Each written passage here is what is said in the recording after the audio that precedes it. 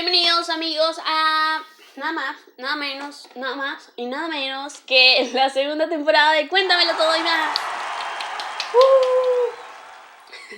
En esta segunda temporada decidí renovarme con un estilo diferente. ¿Por qué? Bueno, los podcasts tienen muchísimos estilos, desde el entretenimiento hasta las conspiraciones, hasta los de educación, y también están las historias. Y decidí, ¿por qué no contarles un poco de mi historia en cada capítulo de esta segunda temporada? Estoy emocionada, no soy una persona de contar muchas cosas de mi vida, por eso sé que estos capítulos, sé que muy poquitas personas lo conocen, entonces me va a parecer bastante gracioso luego ver sus comentarios. Te invito a que te suscribas, me preguntes lo que sea, me digas lo que sea en los comentarios, lo compartas y me des un lindo like, porque me ayuda muchísimo y me encanta ver cada vez que me pueden apoyar. Así que vamos a comenzar.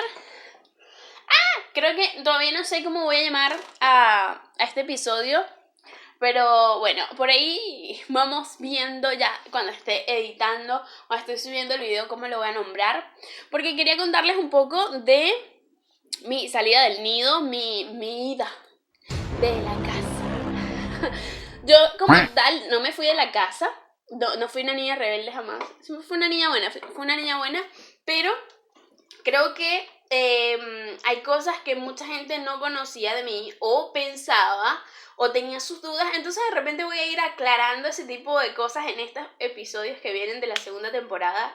Igual les voy a ir contando que mi salida del nido fue porque no me había graduado ya, no fue cuando me fui a la universidad por primera vez. Fue como a la mitad de la universidad porque, nada, yo tenía decidido salir de la uni como a la mitad para ver unas clases en la misma universidad, pero en otra sede, entonces decidí irme a Caracas. Mis padres me apoyaron, todo esto bien, y en esa ya estaba súper clara, súper decidida, y para ese momento yo tenía como a mi novio de la universidad. Esto muy poca gente lo sabe, mis amigos de la universidad sí lo sabían, pero no soy una persona de publicar como todo en redes. Y antes tenía como mis redes más bloqueadas y nadie sabía nada. Entonces, eso. Pero nada, este novio mío de la universidad también tenía como los gustos parecidos a mí en cuestión de lo que íbamos a ver, de que nos queríamos graduar. Necesitamos ver 2 menciones específicas para podernos graduar en la universidad. Entonces, me acuerdo que nos fuimos, y digo nos fuimos porque él también se fue a la misma sede a ver las mismas materias que yo, y hicimos el traslado. Me acuerdo que todos nuestros amigos del momento de la universidad sabían que esto iba a pasar, sabían que estaba pasando. Yo creo que en ese punto fue muy curioso porque yo tenía, me estoy acordando ahorita, yo tenía un problema con él y habíamos como terminado y no terminado, y en ese momento me fui para Caracas, él también se fue para Caracas, entonces empezamos como a subir fotos también, porque claro, yo me fui sola, mis padres estaban en Ciudad Guayana, que es donde yo nací, de donde soy, entonces que es como una provincia bastante lejos de la capital. Lo voy a decir así para las personas que me siguen que no son de Venezuela.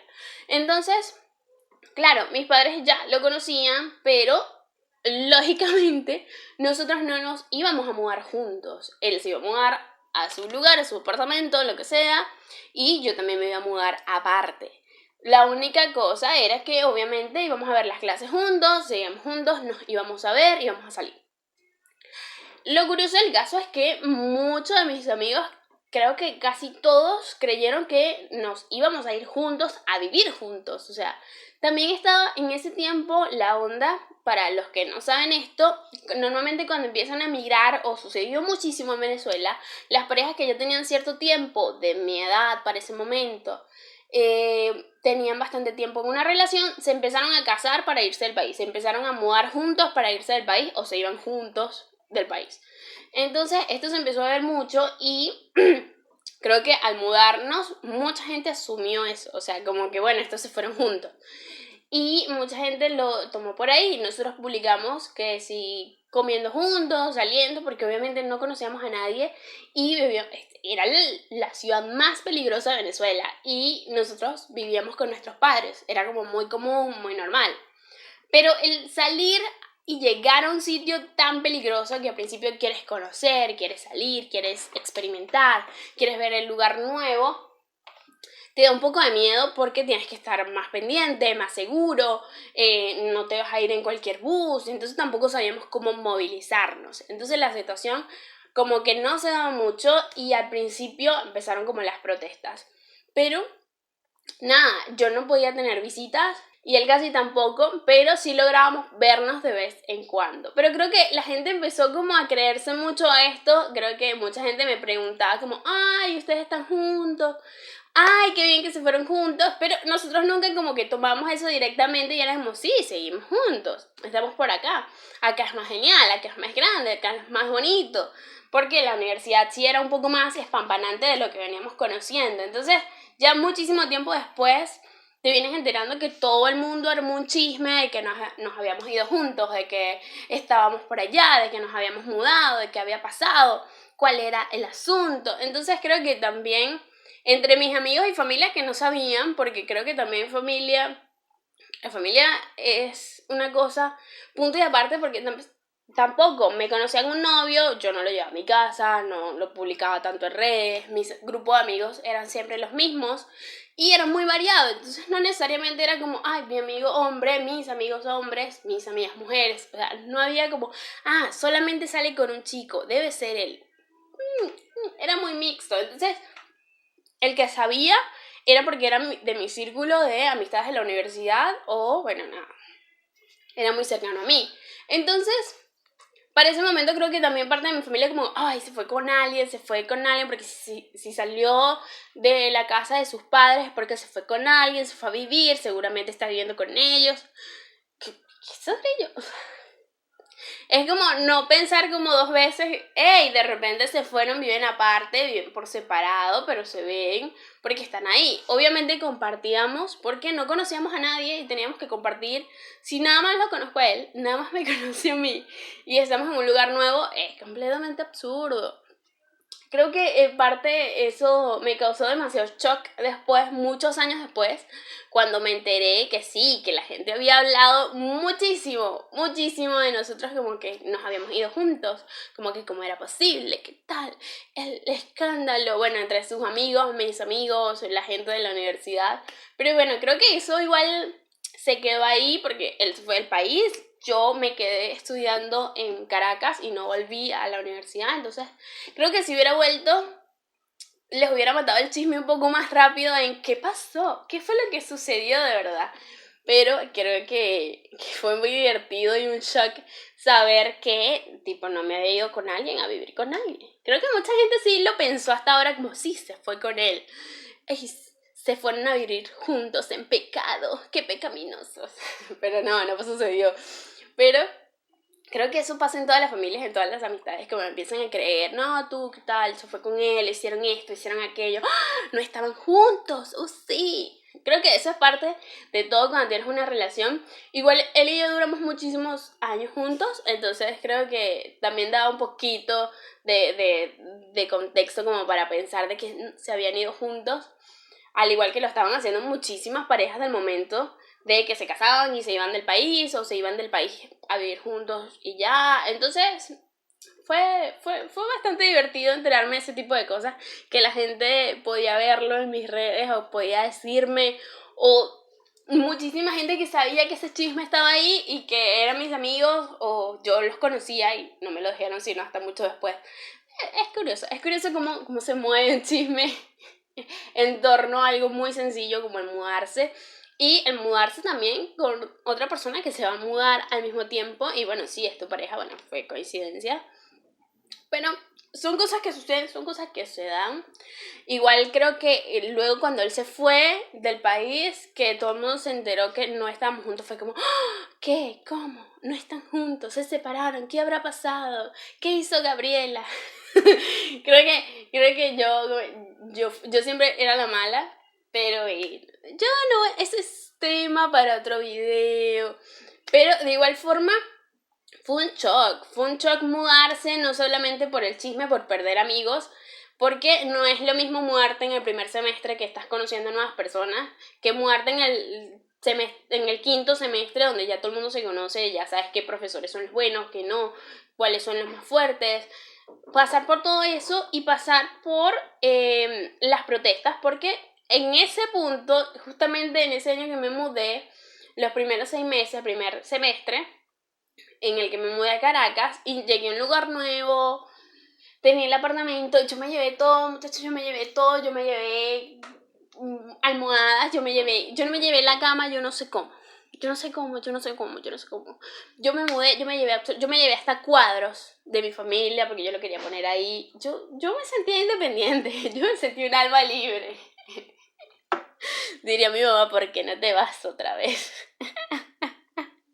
Pero me fui emocionada al fin y yo iba a vivir sola y toda mi vida iba a ser increíble y maravillosa. Pero obviamente las cosas no son así y aparte de eso, no solamente me cae como el 20 de, hey, la realidad es otra, tienes que aprender a administrarte, tienes que aprender a comer a las horas, que es importante, tienes que aprender a dormir, tienes que aprender a mantener las cosas aseadas, tienes que tener, yo me acuerdo los problemas del agua.